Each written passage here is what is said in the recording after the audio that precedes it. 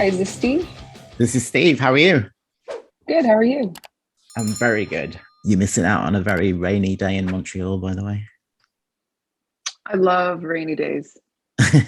I love thunderstorms, actually. Where do we find you guys? Oh, here and there. We're Here, sort there, of and everywhere. scattered across the globe, the band at the moment. And until next time we get back together to do some more work. So when are you going to see each other next? That will be in early August for rehearsals. And when we do the summer festivals that we have there, Wacken and some other festivals that we're doing. Yeah. This is all around the release of Deceivers, which comes out the 12th of August. How do you feel in the time between finishing the album and it actually coming out? I mean, it's kind of a long time between finishing and releasing, but actually the way we have it set up this time, it's quite full of excitement in a way, because we've, had individual releases for singles, all based around their music videos, which are all really strong songs and have been received very well. And then we also were able to actually even do a tour before the album came out, but still play those songs. So like we were playing 3 songs on the last tour that have not yet been released on an album, which is pretty exciting. So even though it might seem like a long time, it's going really quickly. And we made a bunch of stuff last late summer last year. We met up in Europe and we shot a bunch of videos and took photos and did a lot of other sort of stuff that we needed, content for this. We've been kind of busy actually. It took a while to put everything together, but that was okay, I think. Obviously, one of the things we can't avoid is the last 2 years that we've all been through, and that's why. What happened? And that's what were you doing? How am I only hearing about this now? But it seems like obviously Sweden was one of the countries that took a different approach at the beginning of the pandemic.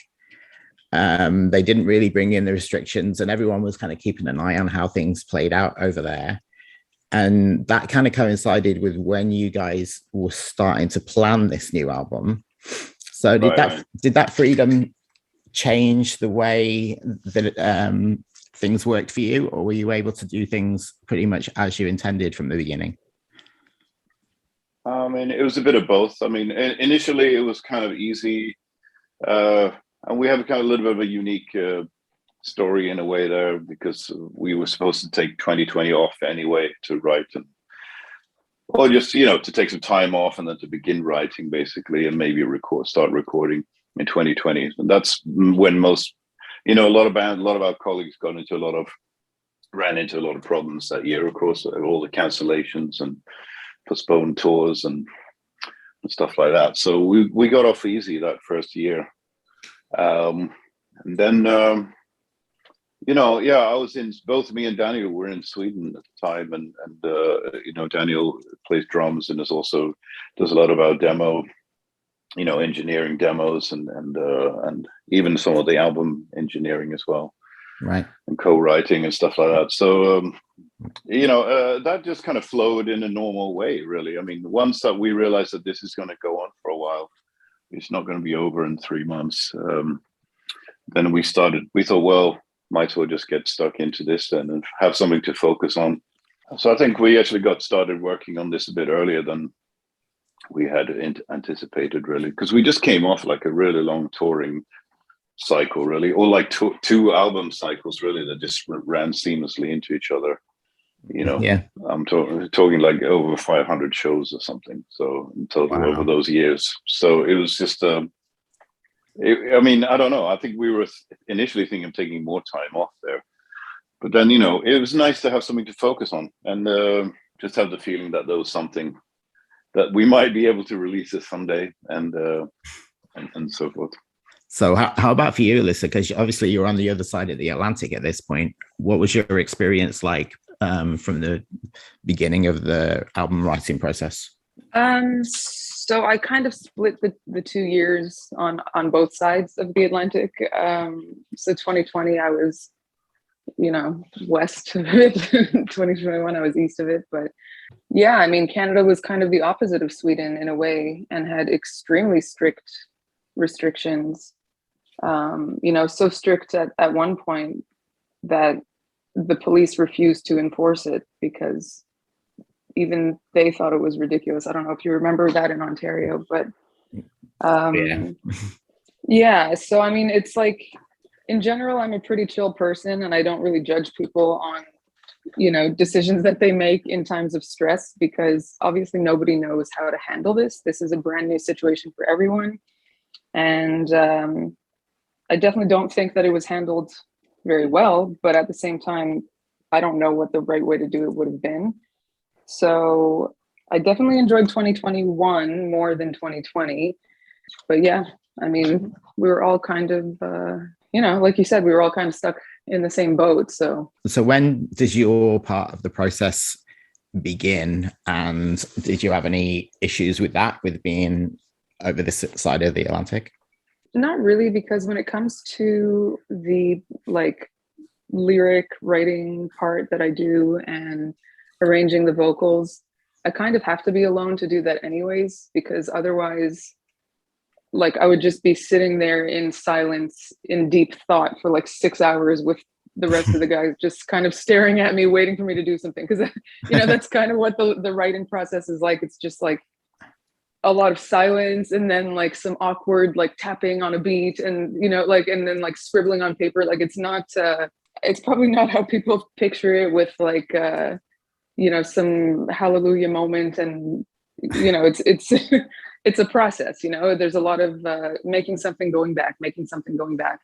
So yes. For that, I like to be alone anyways, and that usually gets the songs, I would say 90% of where they're going to be. And then by the time it came to finish up, polish it all up, then I was able to meet up with Michael, actually. So then we spent some time together in Germany and, adjusted some words and some arrangements and, really went through the ideas very carefully before I went into studio. Right. So this is your 11th album. So, you've had a lot of experience of putting albums together. When you actually came around to starting this one, did you have a mission statement? What was the goal for this album after 10 albums before? That's like a buzzword now, mission statement, isn't it? Or mission. It's I hear that a lot now. Sorry. I don't know. We don't really have a mission statement other than we just want it to be as good as or even better than the previous ones. I mean, that's what you hope for. That's what you want. But it just, you just start right. We really start writing without any agenda like that. Really. Yeah. I think we just, it just comes from a place of having fun and being creative and just trying to bring out the metal that's fun to listen to, and that we enjoy. And then if we enjoy it and we think it kicks ass, then it's we believe that other people will enjoy it as well. And so it's not really, it's not like we have this a mission or it's just just a creative flow. You start it once it starts slow and you sort of, it takes a while to get going and then you pick up speed, and you sort of, you really get into that zone and you're getting deeper and deeper into it. If things move a lot faster and you start cold in a way, if you haven't been writing for a while or whatever, if you've been in tour mode or something like that, then it's hard to switch over to the other mode, the writing mode immediately, But we really got into it that year. That first year, it was great. Did you try anything new on this record? I think we always sort of try new stuff. We're writing new songs, of course. And I mean, for me personally, as we tour, usually I'll pick up on new things. Either, sometimes I'll surprise myself on stage and be like, "Ooh, that was cool. I should do that on an album." I'll just do something just to try it. Yeah. Or, we'll see also when we tour, we'll see how the songs that we've written on previous albums are received by fans. And so sometimes that even subliminally might encourage us oh, okay, so you know, as the pages burn gets an awesome response. So like, you know, we want that response all the time. So like maybe we'll write another one like that. But I can't imagine forcing yourself to go against what comes naturally when it comes to songwriting. So I think more than it being like new, it's more just like evolving. Yeah, I think that's like the one phase of being in a band where you're not really into a professional band, like, you know, a tour, like something like Arch Enemy is. There's a lot of things that we have to do that, you know, we kind of have to be a part of the machine or whatever, you know. There's a lot of things that we have to do in order to get this album out there and do it. And then we kind of have to go on tour. We enjoy going on tour, but it's not like we have a choice. We actually probably have, that's the only way we can really promote our music, is to play concerts. Yeah, and reach people. But you know, when we're writing songs, I think that's like the one time that we don't really have any pressure, really. I mean, you know, except the pressure from ourselves to come up with something great.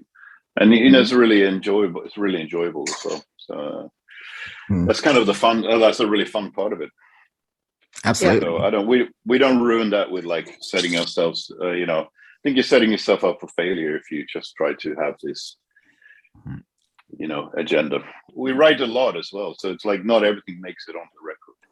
In the end, you kind of, I think a little bit later on in the process, you're sort of like, you know what, I think this would make a cool record. These 10, 11, 12 songs seem to fit together. Then a few of them maybe don't fit in that well. You know what I mean? So that's probably when you make those choices a little bit later on. And when do you actually start to think about how the songs are going to sit next to each other as a record, like in the order and the flow of the album? Is that something that you leave till everything's done and recorded, or you start thinking about it during the process? I mean, I'm always like writing opening tracks, you know. I always think, yeah, this is going to be the opening track. Now this one's going to be the opening song, you know. And it's like they always feel that great, you know, when they're new and fresh, you know. But I mean, there was one song that I thought would end up being the closing song, a song called Spreading Black Wings. I just thought that would be a great closing song on the album, but then it actually ended up not being that. So, you know, things change, and that's fine, I guess. You know, it's just a part of it. You know, things happen along the way, and you know, it's actually pretty cool to put together a track list for an album, even though I know that it's not really how people, well, I should say, how a lot of people don't really listen to music that way anymore, or so we're told anyway.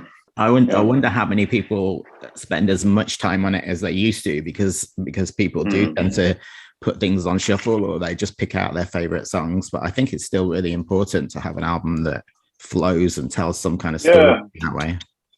Yeah, exactly. I mean, we're still of that, you know, what should I say? We're of that generation, mindset, of music listeners. Mindset, yeah. We just really... that's how, you know, we do both. You know, we do these digital singles and market those and all of that, and the whole, you know, streaming playlist, you know, game and all that. We do that, and then we do in YouTube, you know, the videos that we do and everything, and all that stuff does really well for us. But then we also, for us, I think maybe on a personal level, I think to everyone in this band, it's more like when we get that final album, that's like the complete work. You know, that's what we're most.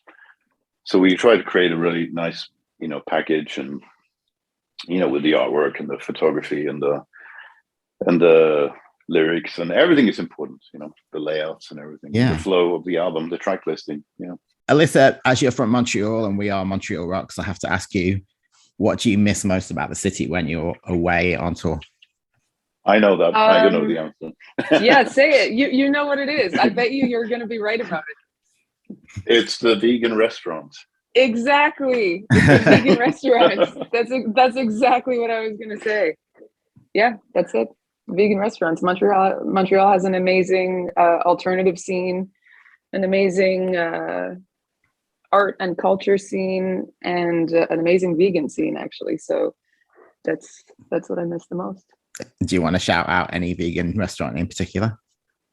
Don't do it. Oh, I mean, they're all, well, are they going to give me free food for the rest of my life? Because I mean, I'm pretty sure I've paid for all of their renovations for the past 10 years with the amount that I order from them. But I mean, Au Vivre, Sushi Momo, Hello 123, like there was a really good one named Bonnie's that's gone now. They're all cool, you know, like they're all different. They're all great. Sushi Momo, the chef there, is a genius. I think he's among the best chefs in the world, and I have had food all over the world, so I like actually have something to compare to. Yeah, I mean, it's a good city for food for sure. Fantastic. What is next for you guys? You already mentioned that you're playing some festivals. Yeah, right. Yeah, we got the festivals. I think 6 shows anyway in August. I think 5 of them are festivals and 1 of them is not. And then we have a few more weeks off. Not a lot though. And then we go back out at the end of September. We do this big, I think it's 6-week long tour that we're doing in Europe and UK. Starts in the UK. The end of September, towards the end of September. So that's kind of like a big tour for us, you know. It's some really big rooms, you know, out in Europe, and hopefully we'll fill them up. And you know, it's great. We got it's Arch Enemy, Behemoth, Carcass, and onto others. So it's a great bill. This is amazing, Bill. Yeah. So you know, not to be missed, in my humble opinion. Not to be. I'll be there. I'm going to make sure I'm there. I hope so. I might show up. You know what? Actually. Yeah, right. I think I'm going to go to every show. You're a true fan. Yeah. Excellent. Well, thanks so much. Congratulations on the album. I absolutely love it. I do think that this is an album that's, you know, you say you want to keep getting better. And I just think this takes everything that's great about Arch Enemy and takes it to the next level. So congratulations on that. I look forward to hearing some of these songs in a room with you guys. And hopefully that won't be too far in the future. So great. That's Thank awesome. you so much. Thanks, Steve. Cheers.